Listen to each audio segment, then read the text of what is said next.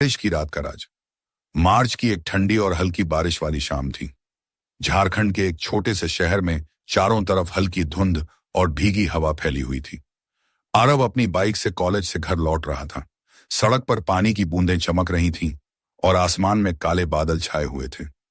तभी अचानक उसकी नजर सड़क किनारे खड़ी एक लड़की पर पड़ी। वह लड़की पूरी तरह भीग चुकी थी। उसके लंबे काले बाल कंधों पर चिपक गए थे और उसने हल्के गुलाबी रंग का सूट पहना हुआ था।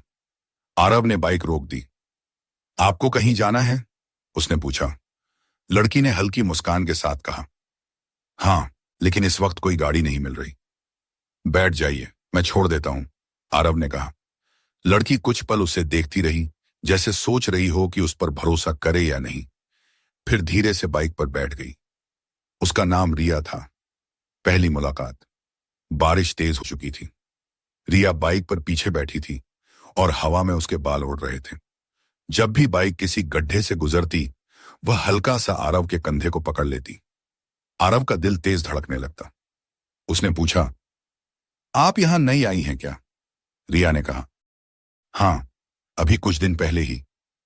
कहां रहती हैं? पुरानी झील के पास जो बड़ी हवेली है, वहीं। आरव थोड़ा चौंक गया। उस हवेली के बारे में शहर में कई अजीब कहानियां मशहूर थीं, लेकिन उसने कुछ नहीं कहा। कुछ ही देर में वे हवेली के सामने पहुंच गए। वह सच में बहुत बड़ी और रहस्यमयी लग रही थी। रिया उतरते हुए मुस्कुराई। Thank you. फिर वह धीरे धीरे हवेली के अंदर चली गई। आरव देर तक उसे जाते हुए देखता रहा। अगले दिन कॉलेज के पास एक कैफे में आरव बैठा था। अचानक उसने देखा, सामने वही लड़की खड़ी थी। रिया? उसने हैरानी से कहा। रिया हंस पड़ी। लगता है किस्मत बार बार मिलाना चाहती है। दोनों साथ बैठ गए। कॉफी पीते पीते उनकी बातें शुरू हो गईं। रिया की आंखों में एक अजीब सी गहराई थी। जब भी वह मुस्कुराती, आरव को लगता जैसे उसके दिल में कुछ हलचल हो रही हो। धीरे धीरे दोनों की दोस्ती बढ़ने लगी। एक दिन शाम को वे झील के किनारे बैठे थे। हल्की हवा चल रही थी और पानी में डूबता हुआ सूरज चमक रहा था। रिया चुप थी। आरव ने पूछा, क्या सोच रही हो? रिया ने धीरे से कहा, कभी कभी लगता है जिंदगी बहुत छोटी होती है। ऐसा क्यों? क्योंकि कई राज ऐसे होते हैं जो किसी को बताने से पहले ही सब खत्म हो जाता है। आरव ने उसका हाथ पकड़ लिया। रिया ने हाथ नहीं हटाया। उसकी धड़कन तेज हो गई। आरव धीरे से बोला, रिया, मुझे नहीं पता क्यों, लेकिन मुझे लगता है कि मैं तुमसे। रिया ने तुरंत उसकी तरफ देखा। क्या? आरव थोड़ा हिचकिचाया, फिर कहा, मैं तुमसे प्यार करने लगा हूं। कुछ पल के लिए दोनों के बीच खामोशी छा गई। फिर रिया ने धीरे से अपना सिर उसके कंधे पर रख दिया। शायद मैं भी। उस पल हवा और भी ठंडी हो गई। लेकिन उसी रात एक अजीब घटना हुई। आरव अपने कमरे में था। तब से उसके फोन पर एक अनजान नंबर से मैसेज आया, रिया से दूर रहो, नहीं तो बहुत बड़ा पछतावा होगा। आरव चौंक गया। उसने नंबर पर कॉल किया, लेकिन फोन स्विच ऑफ हो। अगले दिन वह रिया से मिलने हवेली पहुंचा। दरवाजा एक बूढ़े चौकीदार ने खोला। रिया से मिलना है, आरव ने कहा। चौकीदार ने हैरानी से उसे देखा। यहां कोई रिया नहीं रहती। आरव के पैरों तले जमीन खिसक गई। लेकिन मैं कल ही तो यहां उसे छोड़कर गया था। चौकीदार ने सिर हिलाया। बेटा, इस हवेली में तो पिछले कई साल से कोई नहीं रहता। आरव का दिल जोर जोर से धड़कने लगा। उसे लगा शायद चौकीदार झूठ बोल रहा है। वह चुपके से हवेली के अंदर घुस गया। अंदर सब कुछ धूल से भरा हुआ था, जैसे कई सालों से यहां कोई नहीं आया। तभी उसकी नजर दीवार पर लगी एक पुरानी तस्वीर पर पड़ी। उस तस्वीर में एक लड़की मुस्कुरा रही थी। वह बिल्कुल रिया जैसी दिख रही थी। नीचे लिखा था, रिया शर्मा, मृत्यु 2018। आरव के हाथ से फोन गिर गया।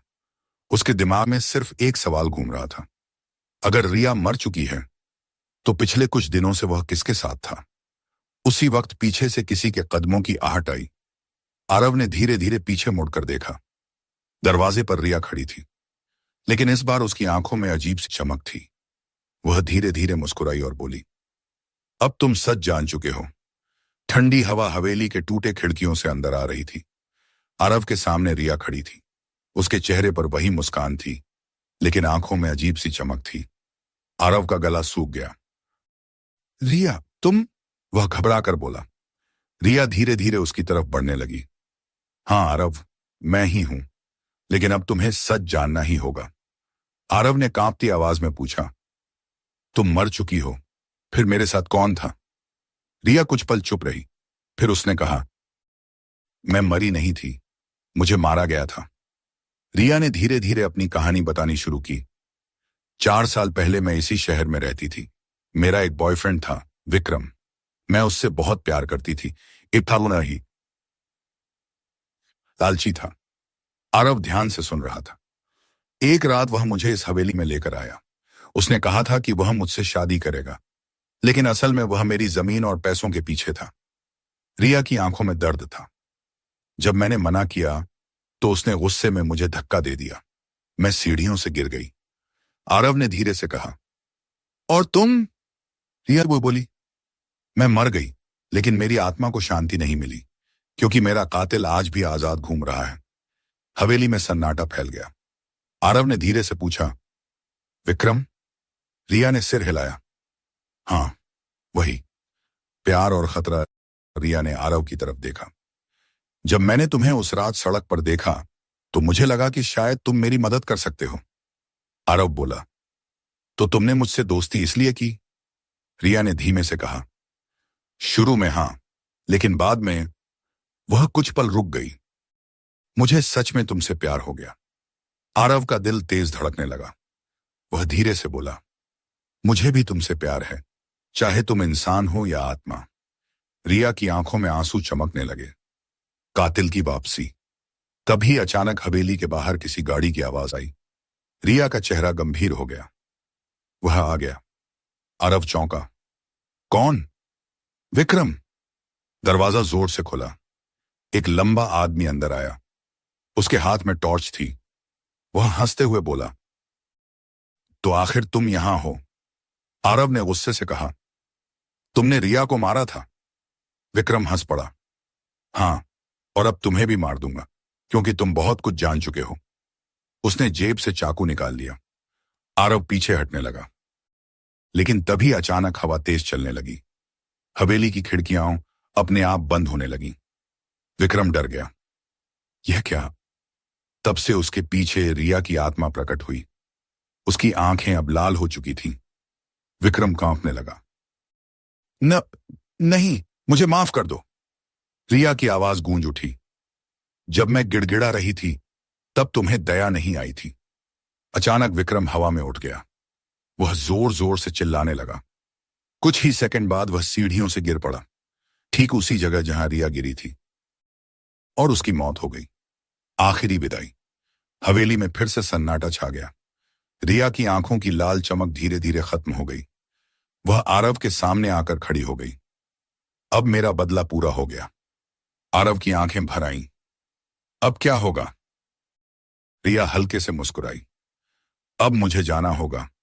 मेरी आत्मा को शांति मिल गई है। आरव ने उसका हाथ पकड़ने की कोशिश की, लेकिन उसका हाथ हवा में ही रह गया। रिया धीरे से बोली, शायद किसी और जिंदगी में हम फिर मिलेंगे। धीरे धीरे उसका शरीर रोशनी में बदलने लगा। कुछ ही पल में वह गायब हो गई। कुछ महीने बाद आरव अब भी उस झील के पास अक्सर जाता था। एक दिन शाम को वह वहीं बैठा था। अचानक हवा में वही खुशबू फैली जो रिया के पास हुआ करती थी। उसने पीछे मुड़कर देखा। कुछ पल के लिए उसे लगा जैसे झील के किनारे रिया खड़ी मुस्कुरा रही है। फिर वह धुंध में गायब हो गई।